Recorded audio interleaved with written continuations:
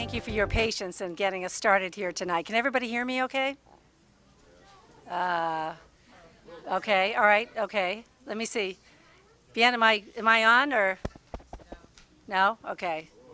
I'm going to let them figure it out. Uh-oh. Oh, set? Okay, oh, there we go. Woo, okay, okay. All right, so thank you so much for being here, everybody. I see so many of my friends here. This is really wonderful. I'm Karen McPherson, the Children's and Teen Librarian at the Takoma Park, Maryland Library, as some of you know. And I really do feel like I have the very best job in the world to get to do events like this. We are also really fortunate to have this great partnership with Politics and Prose Bookstore. They allows us to bring these top authors and illustrators to Takoma Park. In fact, I want to start just with just a very few brief announcements, and then we'll move on to the main show, which is Katherine Applegate. Wanted to note that tomorrow night we have another event, this one in the library, and it's featuring a comic book. Whoops, am I losing my? So, keep going. Okay, all right. A comic book superstar named Linears who does graphic novels for beginning readers. That's at 7:30 in the children's room, and we have, I do have flyers out there, so pick up a flyer. And in fact, we have flyers out there that show a whole list of all the people coming in October and November. So please mark your calendars because we have lots more folks coming as well. My next announcement is this is Banned Books Week, and we celebrate that here in Takoma Park. And so on Saturday at 2 o'clock, we are going to have a read-in of challenged picture books. So this can be for all ages, and those include things like Sylvester's Magic Pebble, In the Night Kitchen, that kind of thing. At the end of the read-in, then we will have a paperback copy of a challenge book for all of our young participants to take home. So please come 2 o'clock on Saturday to celebrate Banned Books Week. Okay, so just a couple of housekeeping matters. Once I introduce Katherine and she does her program, she'll take some questions and answers at the end, and then we're going to do a signing line that will come up on this side here. So if you would line up there, and then we'll come across the stage this way. And then you can also do wishes for the tree, some more wishes for the tree if you haven't done any, or if you'd like to do more, you're more than welcome to do that. So I just want to see if we can keep things going. And I also want to thank our library staffer, Wanda Schwing, who did this incredible tree. Isn't this amazing, this tree? I mean, she's been working weeks on it, so I want to give her a shout out. And then also a huge shout out for the Difference Makers Club of Takoma Park Middle School, Mr. Gehring and Roxanne Yamashita, who have worked together to bring this food drive together for us. So now let me just go ahead and I'm going to be very brief in my introduction of Katherine. So most of you probably haven't had a chance to read Wishtree yet because it just was published today. So you probably don't know that the book's narrator is a tree named Red. But talking trees may be a challenge for some authors, but not for Katherine, because she's somebody who finds her narrators in all kinds of places, including a zoo. How many of you have read The One and Only Ivan? Okay, yeah, right, exactly. All right, that's what she won the Newbery Medal for in 2013. She has an unusual, and I maybe even would say quirky, sort of resume as a writer. In accepting her the Newbery Medal, she noted that she was probably the first Newbery recipient to have co-authored not one, but two Harlequin temptation romances. Also with her husband, who's an author too, Michael Grant. She also spent many years as a ghostwriter. That's somebody who writes books under another name, for you young people out there, for various series books, including Sweet Valley Twins, Little Mermaid, Aladdin, and even Mickey Mouse. But things got really interesting in the mid-90s when Catherine and her husband came up with this idea for a series of books, and they became bestsellers. And those are the Animorphs books. Now, some of you may have read those as well. We have them in the library, and they're still pretty popular. They sold millions and millions of books. And in fact, they sold so many books that Catherine and her husband, former ghostwriters, ended up hiring ghostwriters to write the Animorphs books for them toward the end. So after writing so many series books, Catherine decided that she really wanted to write a book with a beginning, a middle, and an end. That resulted in a book called Home of the Brave, published in 2007.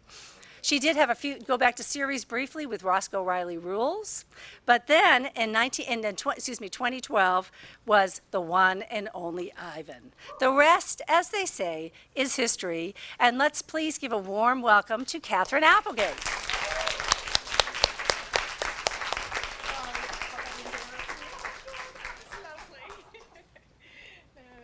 She's discussing my dark history here.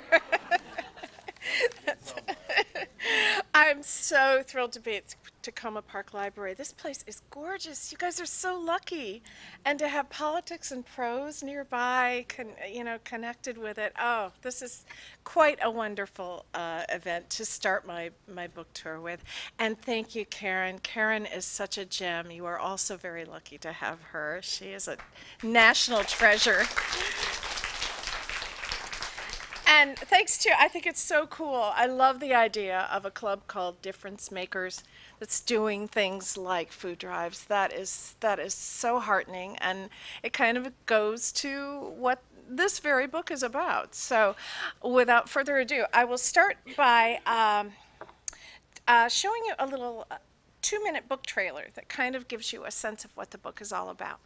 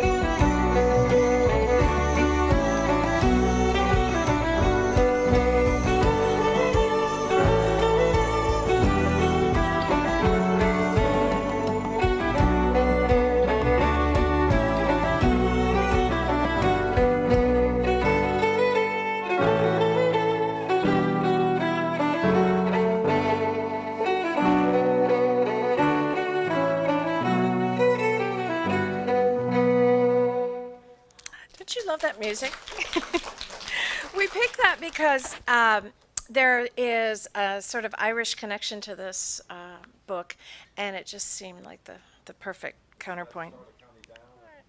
Yeah, I love it. So I'm going to start by telling you just a little bit about what it's like to be a writer. Um, I feel that my writing career was actually, it was rather a circuitous route getting there, but it turned out that I was really perfectly made for it. If I were going to write an ad for authors, it would say something like, ideal candidate will be antisocial oddball, able to spend long periods pretending to be someone else. Excellent benefits include casual dress code, meaning pajamas, and the opportunity to make things up without getting into trouble. So basically, if you're a devout slob and an inveterate liar, you are made to be an author. And it turned out I was made for the.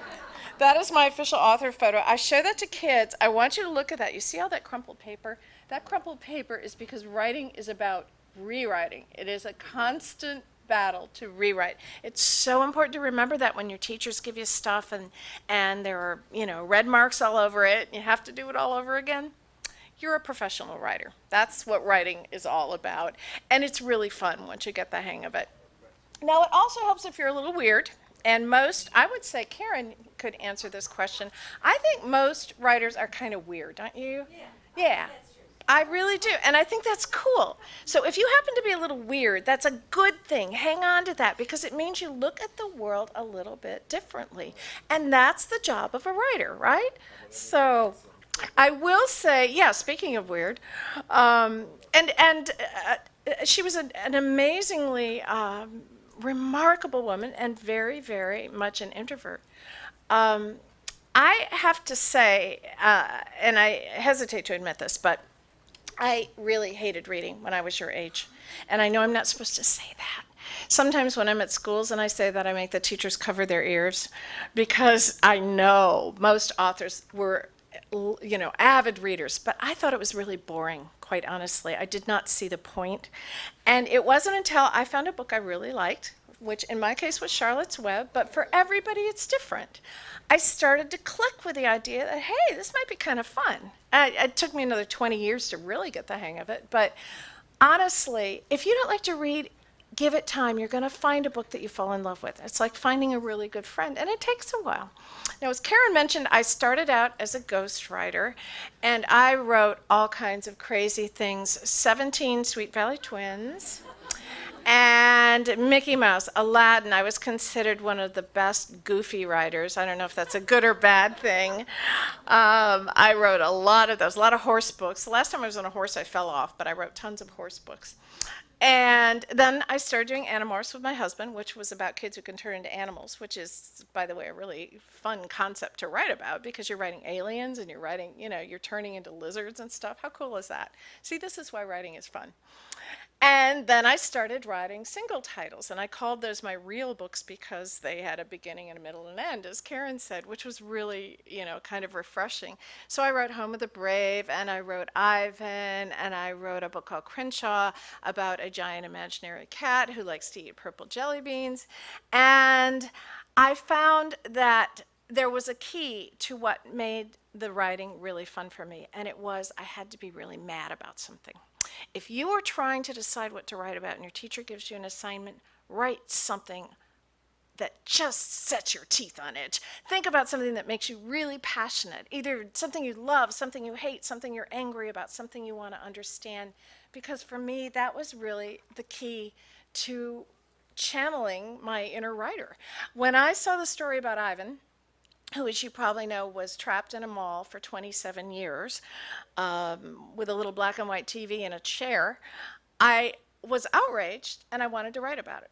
And that's how that book came to be. I was living in Minneapolis at the time, and when I saw all these refugees from sub-Saharan Africa who had moved to Minneapolis, it gets cold in Minneapolis, and they were learning new language, and they had new food and new customs and all these things to figure out. I thought that was pretty amazing. I wrote Crenshaw because I was appalled and frustrated at the fact that so many kids in this country, 1 in 5 they say, is food insecure. And that to me is inexcusable in a country as affluent as ours. So those were things that kind of got to me. And when I went around to writing Wishtree, it was because, quite honestly, it was in the middle of the election cycle. And I was just really frustrated by the world. I was frustrated by how contentious things had become and how angry and the vitriol and the nastiness. And I wanted to write something. And I wrote it very quickly, and it was published very quickly. And I'm thrilled that it's coming out at a point where, not thrilled actually, I'm annoyed that it's so timely. But unfortunately it is. Now, the story, as Karen pointed out, is narrated by a tree. And I debated this. I thought it might be just a bridge too far. Gorilla was one thing. You know, I'd done aliens, I'd done gorillas, I'd done lovesick teenagers, I had done all kinds of weird narrators.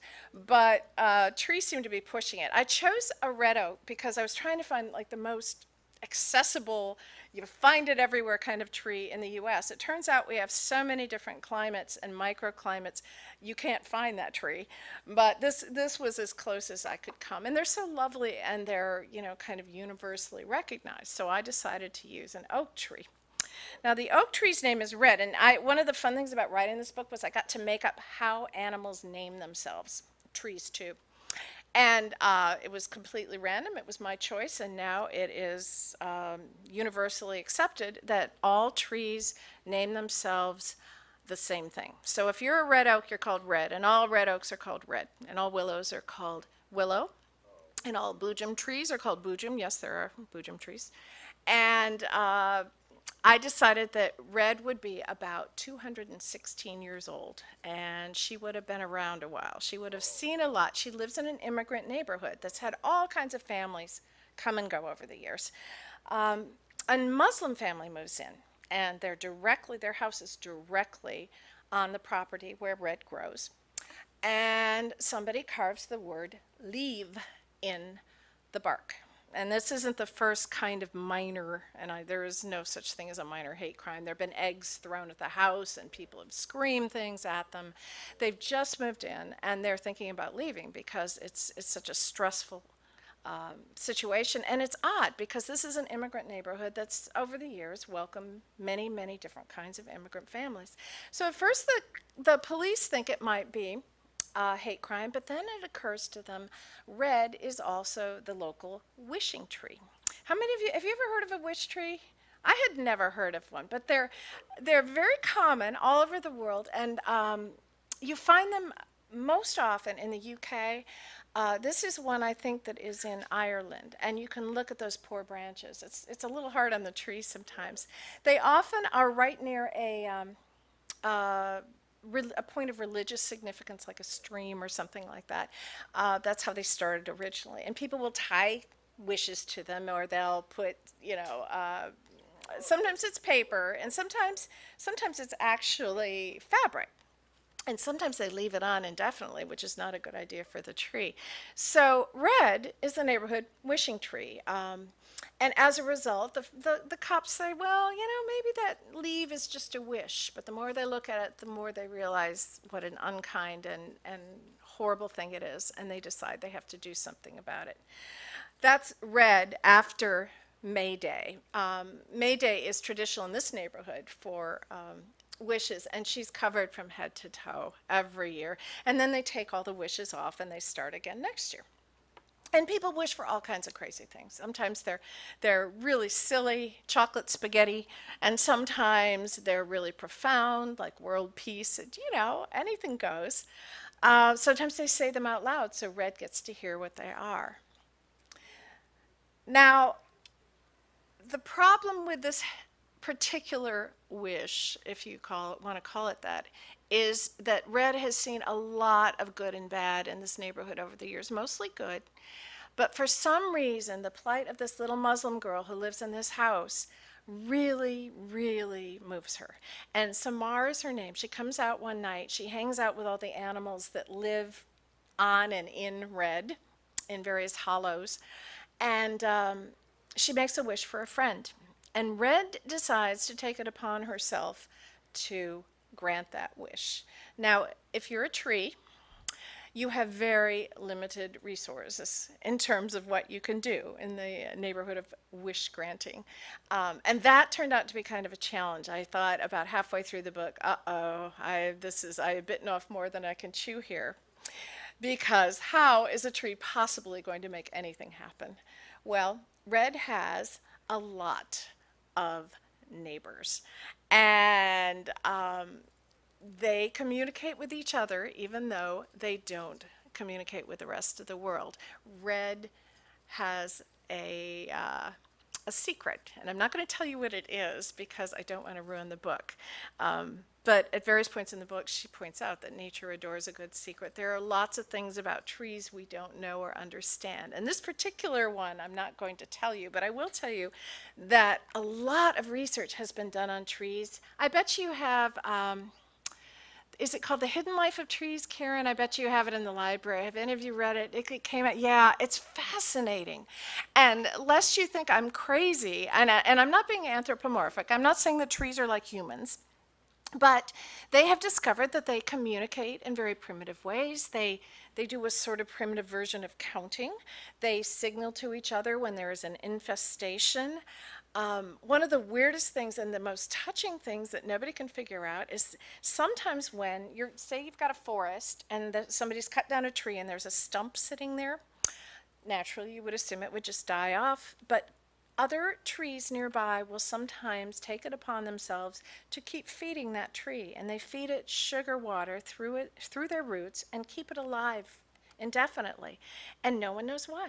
And it's just fascinating stuff. And I wish this book had been out when I was writing this book because it really would have helped me. It came out right afterwards. But yeah, it's nonfiction. It's called The Hidden Life of Trees, and I'm sure they have it in the library, and it's fascinating.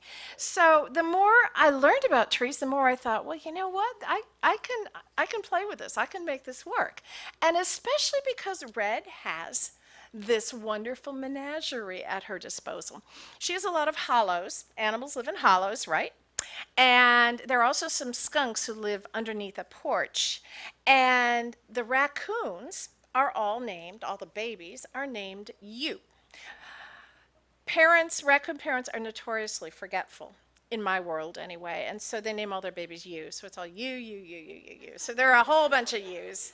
So she's got the Yous and the mom, Big U. And then we have some skunks, and I adore all these illustrations. They're by a man who lives in Australia named Charles Santoso, and I think he really does a great job with animals. They're so lovely. So we have this big family of skunks, and skunks have a rather wry sense of humor. So they name themselves after things that smell lovely. So the mom's name is Fresh Baked Bread, and they have a rose petal, and they're skunks. We also have owls, and I love this video because, as you'll notice, this is actually video. This guy does nothing. He just sits there. Owls, they're barn owls, and owls name themselves, they give themselves very practical names like Agnes and Howard and names like that. And then we have possums, as we like to say, opossums actually. And there's a family of those. And opossums are, it's a cliche, they're not really that afraid of things, but they name themselves after things they're afraid of. And they're kind of ugly little things, aren't they? Somewhere between cute and ugly. And opossums name themselves after things they're afraid of. So the mom's name is Harry Spiders. And she has a little one named Flashlight. That's Flashlight. He's just seen a flashlight, and that's how he reacts. Have you heard the phrase playing possum? They kind of freeze up. Well, that's Flashlight playing possum. So we have that. And then, of course, we have Red's best friend, Bongo. Crows can name themselves after anything they want, and they can have as many names as they want. After they take their first flight, they pick a name. Bongo like the sound of some bongo drums nearby, but there are crows named 18-wheeler and grouchy cab driver and some things we just don't want to say in public, and they dead rat, jujube, you name it, they can name themselves anything they want. So Bongo is a very important part of this story, and I like this. This is a fairly young crow. By the way, when you're done researching trees, research crows. Man, they are incredibly intelligent, just fascinating birds with this very fascinating complex family structure. And they can actually mimic any number of things. Bongo can actually say a few human words. So that's the whole gang there, and that's actually my favorite illustration in the book because it's everybody, including a couple kittens who live nearby, and they all gather their resources with the help of our friend Red, and they decide they're going to help Samar find a friend. Unfortunately, it's a little bit complicated because they're trying to cut down Red, and her days are numbered. She's been messing with the plumbing with her giant roots, and the whole Wishtree thing has gotten to be kind of a pain, and so she's about to be cut down. So there's kind of a tick-tock on this story. Now, in the middle of all this, there's one other human who's really important, and his name is Stephen, and he lives next door to Samar, and he's your age, and he, to me, is an incredible hero because Stephen's parents have a lot of bias, and they have decided they don't want Samar's family next door, and they don't speak to them, and they don't want Stephen to speak to Samar, but he knows that she needs a friend, and he decides he's going to do something about it.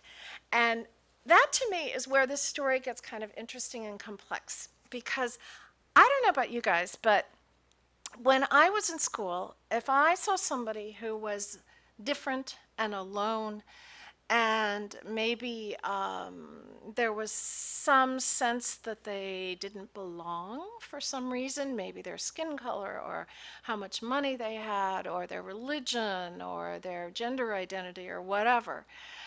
I don't know if I would have been brave enough to befriend a person like that. To me, Stephen is a real superhero because he steps in and he does help, and he gets some other friends to help. And I look back at my life and think, okay, I'm brave enough to do that now, but I don't know if I would have been brave enough to do that in elementary school or middle school or high school.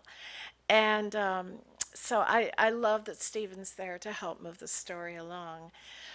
One of the things that books will do for you, and I hope this story does too, is it helps us empathize with other people. Sometimes we can't get in their heads. And when you read a good book, it helps you do that. And I think that as you read Wishtree, my hope is that you start thinking, wow, I wonder what it would be like to be someone like Samar, to be the other, to be different. So what I'm going to have you do right now is, and I'm going to put you on a timer, you're going to have 10 seconds for each of these, is make some wishes. And the first wish is easy. Okay, and you don't have to tell anyone because you know that's a tradition with wishes. We don't have to tell people our wishes. However, if you want to share them, I'll ask a few people to yell them out. So we're going to do 3 rounds of this. And I want you to watch yourself as you wish, because when you think about yourself and when you think about others and when you think about the world at large, you have to think a little bit differently each time. So first thing I want you to do is think of a wish for you. It can be profound, but it can also be chocolate spaghetti or all the money in the world. It can be selfish. So, okay, you have 10 seconds and go. Think of something just for you, not for anybody else. Okay, does anyone want to share any? Yeah, what did you think of? Can we have them go to the microphone? Sure, that'd be great. Can you guys just jump on up to one microphone or the other? They're on. Do you want to? You don't have to. I wouldn't have wanted to, but see, you're braver than I was. So, what was your wish for yourself? My wish was that this year I improve in school, and that this year we're doing like A, B, C, D, and that I'm hoping to get like straight A's. Wow, that is a wonderful wish. Oh, thank you for sharing that. That was lovely. And what I like about that is that it wasn't like chocolate spaghetti or $1 million. It was self-improvement. It was something that really meant something profoundly to you that you could take with you. It was kind of easy to think about a wish for yourself, wasn't it? So now we're going to try it a little differently. We're going to do a wish for someone or something else. It can be anything. It can be a thing. You can make a wish for a thing or a pet or a tree or even your car that needs new tires, or you can make a wish for someone you love and care about. But this time it requires you to make a little bit more of a leap into empathy. You have to think about what somebody else needs, and you have to kind of be in their head for a minute. That, by the way, is exactly what reading a book will do for you, and it's exactly what it's like when you're a writer, because you're trying to be someone else, say a gorilla or a tree. Okay, so you've got 10 seconds, and this is for someone else.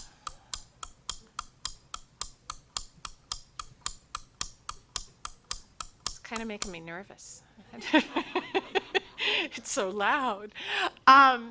Did anybody think of something they want to share? How about you in the hat? Could you come down to the microphone? What did you think of? My dog's not doing too well, and she's really old, so I wish for her to have a happy end of her life. Oh, now see, you're going to make me cry. That was lovely. That was so lovely. And that was probably, because you adore your dog, that was probably a pretty easy wish to think of, wasn't it? Because you were thinking about someone else that you really love. I think it's very easy to think about wishes for people that we love, because we understand them and it's easy to get into their heads. Anybody else have another wish for somebody else? How about you? You wanted to use that mic? I wished for the people to stop cutting down all the trees. Oh, I love that. And that is important. And I'm sure Red would appreciate that one. And that is a little bit different kind of thinking, isn't it? Because you're thinking both about the environment and you're thinking about those trees who we now know have very interesting intellectual lives. So let's do one more, and then we're going to do some questions. This one is a wish for the world. So this one you're thinking a little bit differently, way outside the box. Okay, 10 seconds. We got to do the timer.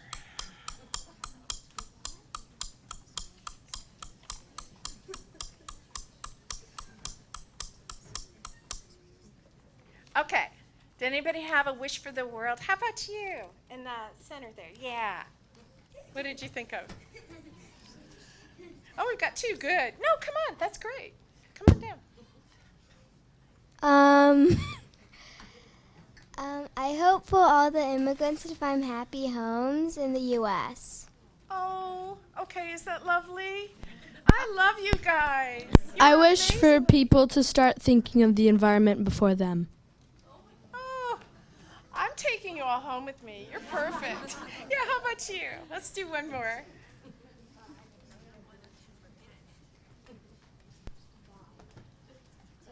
Oh, these are lovely.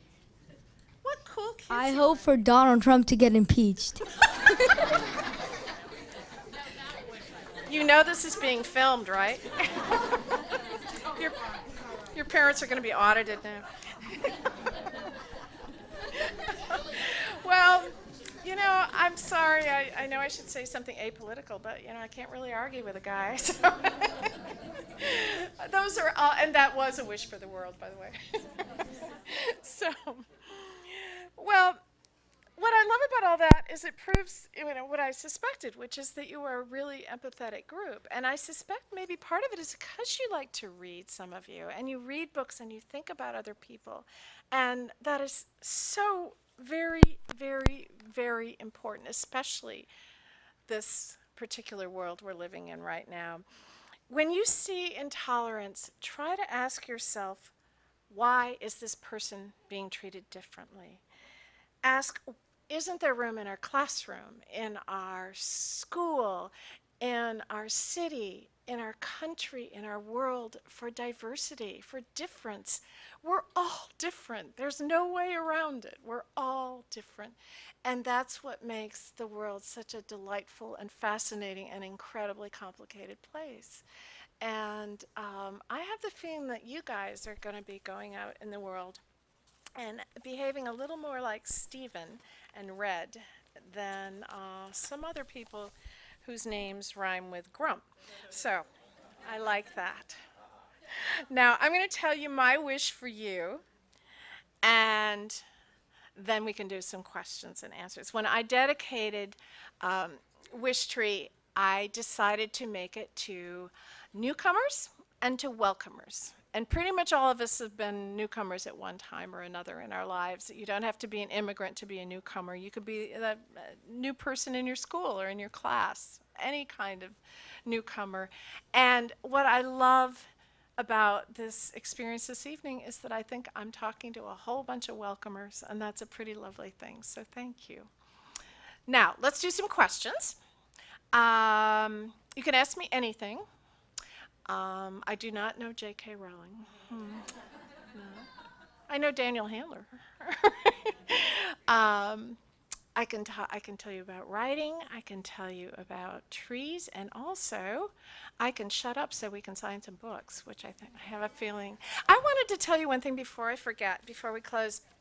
I am so really honored that you came out tonight, because I know it's a school night and I'm a mom. My kids are older now, but I know how hard it is, and you probably have to go home and take baths and brush teeth and do homework. And I'm really, really grateful that you took the time to come here to this lovely, lovely place so we could chat. That really means a lot. So if you don't have any questions, shall we sign some books? I am loaded with Sharpies. Yeah, did you have a question?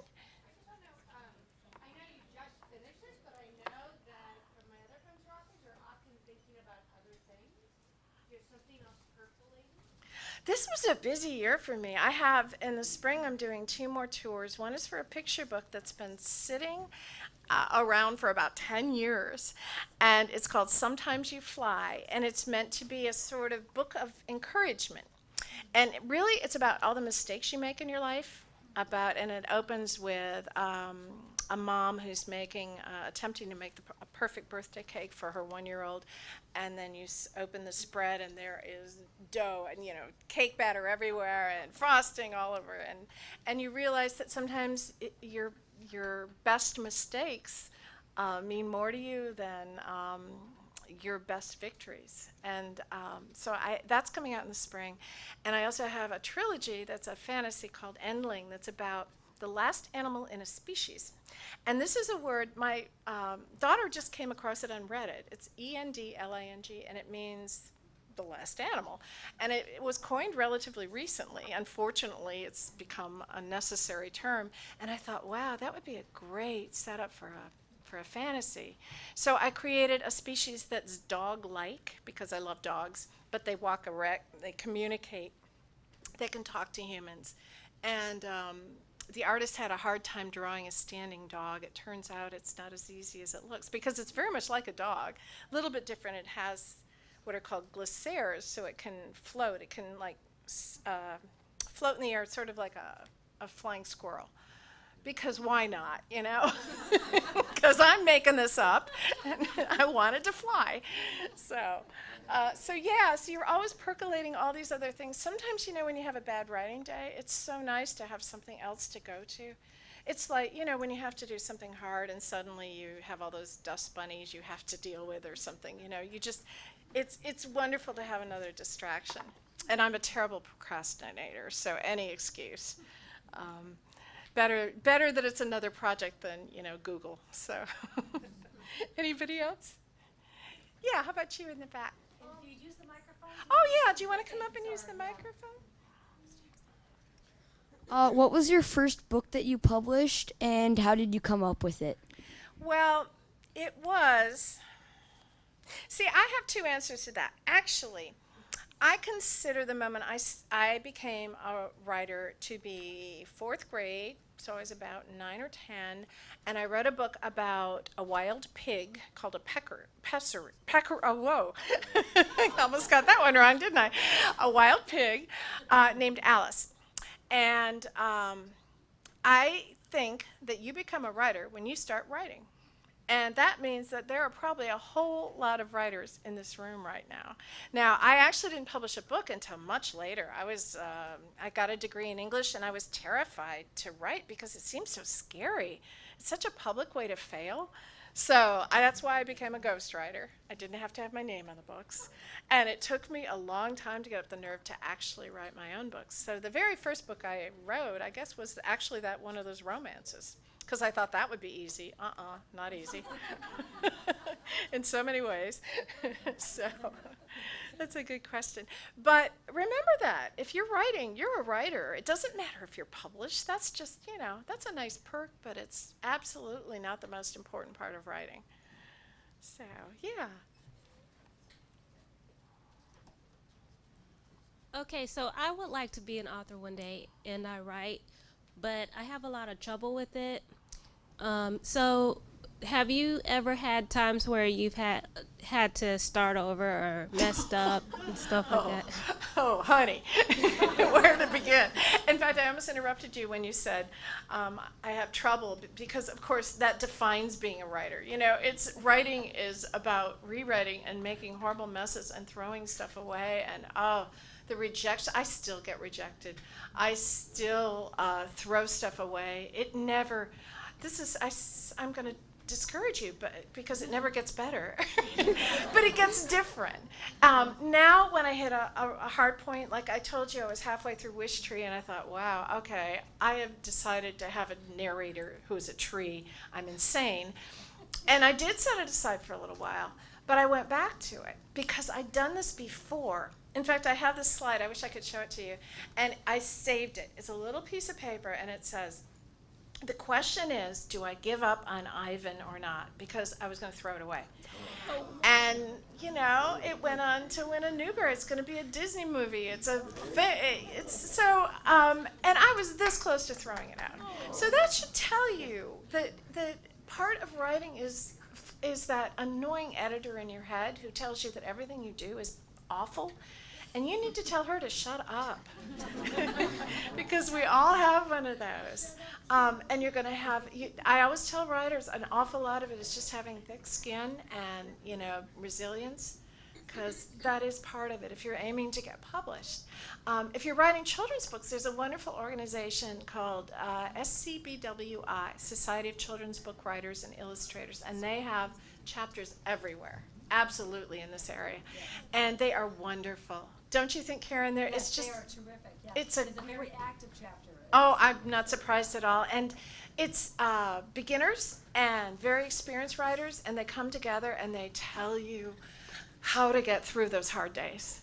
And they also tell you how to submit to an editor and all the little nitty-gritty. If you're writing a picture book, how do you format it?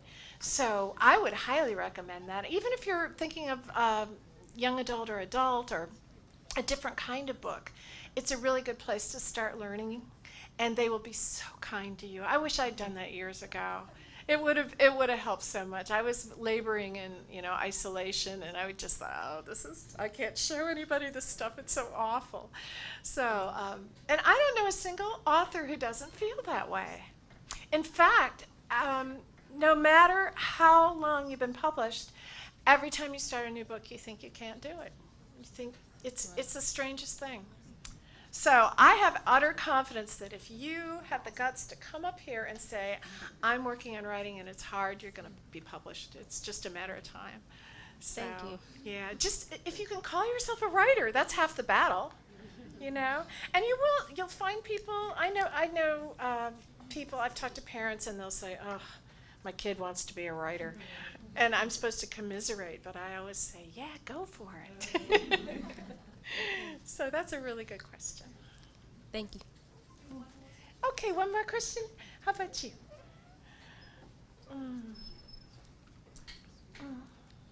Do you ever get frustrated when you can't come up with ideas for a book? They have a name for that, right? Writer's block. Oh. So I was feeling pretty cocky, and I went to SCBWI, and I won an award, and I was asked to give a speech, and then I was supposed to do a little tutorial for writers who were already published. And I got up there and I said, you know what? There's no such thing as writer's block. There's no mom block, and there's no trucker's block, and there's no librarian block.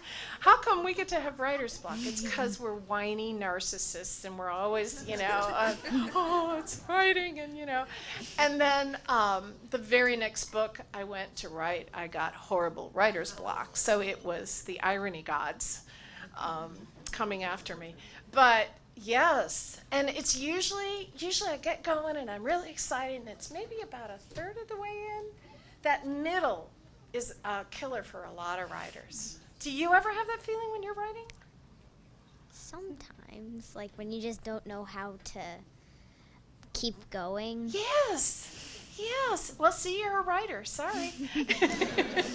Welcome to real life. And that's why I say the more you write, the more comfortable you get with those moments. Now I just go, oh yeah, I'm at that point, that 1/3 point where I think I should throw it away. But generally speaking, that's not a good idea. So set it aside, and then I do, and then it gets better. It helps to talk to other writers. I conveniently have an in-house writer because my husband is a writer, and that makes it a little bit easier. But if I didn't have that, I'd probably do like a writers group, or talk to other kids who like to write, talk to teachers who are interested in writing and want to help you. I had a teacher in 6th grade, Mrs. Bolson, I still remember, and she could tell that I liked to write, and she gave me a special assignment, and I was supposed to go home and find new ways to say the word blue. So I was very wily, and I got a thesaurus, one of those books where they list all the different variations on a word. And so I came back and I gave her a big long list, and it said, sapphire and royal, and she was like, no. And what she wanted was like a metaphor, like blue like the morning sky kind of thing, or a simile. And that was the moment where, even though I wasn't doing it right, I thought, hey, she thinks I'm a writer. And that changed my life. That's why teachers and librarians have this, and parents have this amazing ability, especially at this moment when kids are just thinking about storytelling and narratives and stuff like that, to make it seem possible.